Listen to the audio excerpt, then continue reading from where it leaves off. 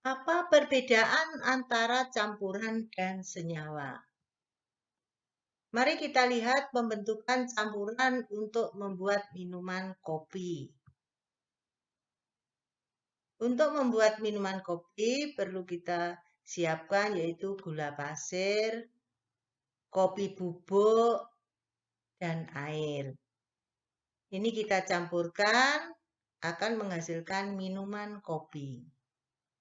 Mari kita tinjau sifat-sifatnya. Gula pasir berwarna putih, rasanya manis. Kopi berwarna hitam, rasanya pahit. Air tak berasa, tak berwarna, tak berbau. Kita bandingkan dengan sifat minuman kopi yang terbentuk. Minuman kopi rasanya manis dan pahit berwarna hitam. Ternyata campuran yang terbentuk itu sifatnya masih sama dengan sifat zat-zat penyusun campuran itu. Gula manis, kopi pahit berwarna hitam, kalau air memang tak berasa, tak berwarna, dan tak berbau. Nah, minuman kopi rasanya manis dan pahit, warnanya hitam. Jadi, campuran terbentuk dari gabungan dua zat tunggal atau lebih dengan cara fisika. Campuran bisa juga diuraikan menjadi dua zat tunggal atau lebih juga dengan cara fisika. Bagaimana sifat campuran dibandingkan dengan sifat zat-zat penyusunnya? Sifat campuran masih sama dengan sifat komponen pembentuknya atau penyusunnya. Karena pembentukannya dengan cara fisika, berarti tidak menghasilkan zat baru. Bagaimana dengan pembentukan senyawa? Di sini akan saya tunjukkan pembentukan senyawa karat besi.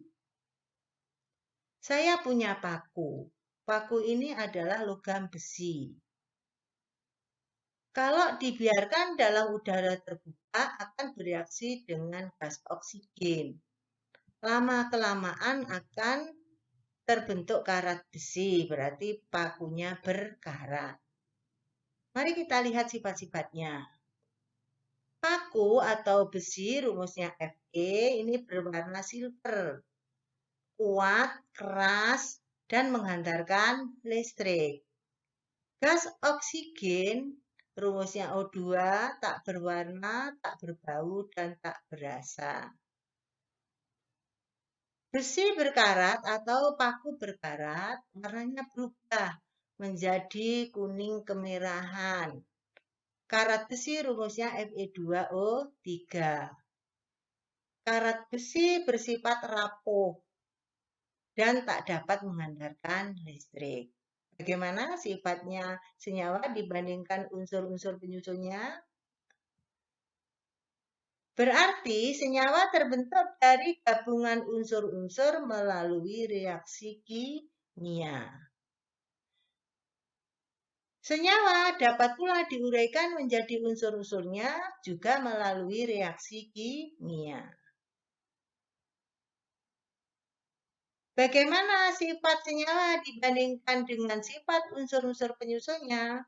Ternyata sifat senyawa berbeda dengan sifat unsur-unsur penyusunnya. Mengapa demikian? Karena pembentukannya dengan reaksi kimia. Berarti menghasilkan zat baru. Kalau menghasilkan zat baru, berarti sifatnya juga baru. Demikian perbedaan antara campuran dan senyawa. Paham bukan?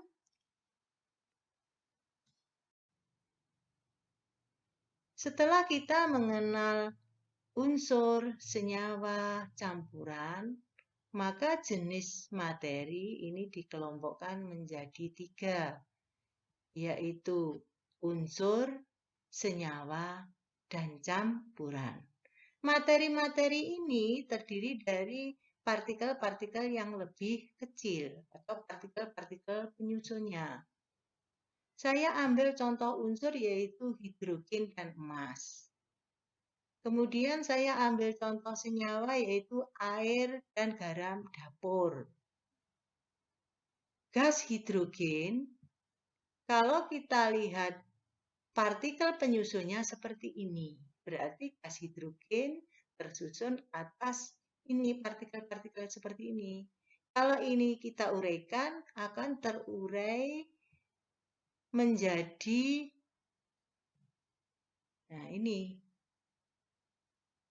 bagian terkecil dari gas hidrogen ini. Bagian terkecil dari emas, bagian terkecil dari air, bagian terkecil dari garam dapur seperti ini. Partikel terkecil seperti ini namanya membentuk molekul. Molekul ini terdiri dari dua atom yang sama. Jadi ini namanya molekul unsur. Kalau unsur emas, ini partikel terkecilnya berupa butiran-butiran atom. Air, partikel terkecilnya ini merupakan molekul. Ini molekul, ini juga molekul. Jadi molekul itu apa? Molekul itu bagian terkecil yang masih berupa gabungan atom-atom. Kalau gabungan atom-atomnya sama, namanya molekul unsur. Sedangkan penggabungan atom-atom yang berbeda, ini membentuk molekul senyawa. Garam dapur, ini merupakan senyawa ion. Air merupakan senyawa kovalen.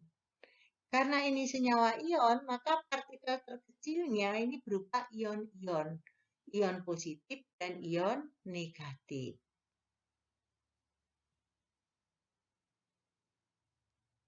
Kalau campuran ini bisa gabungan dari atom, molekul unsur, molekul senyawa, atau ion-ion.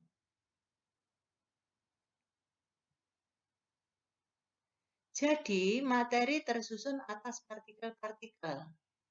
Partikel materi adalah bagian terkecil suatu materi yang masih mempunyai sifat materi tersebut. Berdasarkan keterangan tadi, maka kalau disimpulkan bahwa jenis materi itu ada unsur, ada senyawa, ada campuran. Senyawa ada senyawa ion, ada senyawa kovalen. Partikel terkecil dari unsur ini bisa berupa atom, bisa juga berupa molekul, tetapi molekul unsur. Partikel terkecil dari senyawa ion yaitu ion-ion, ion positif dan ion negatif. Partikel terkecil dari senyawa kovalen berupa molekul, tetapi molekul senyawa. Partikel terkecil dari campuran ada atom, ada molekul, ada ion. Jadi campuran itu bisa campuran antara atom dengan molekul, atom dengan ion, atau molekul dengan ion, atau ketiga-tiganya. Demikian pembahasan mengenai partikel-partikel materi. Mudah-mudahan penjelasan ini menambah pemahaman kalian. Saya akhiri dahulu. Wassalamualaikum warahmatullahi wabarakatuh.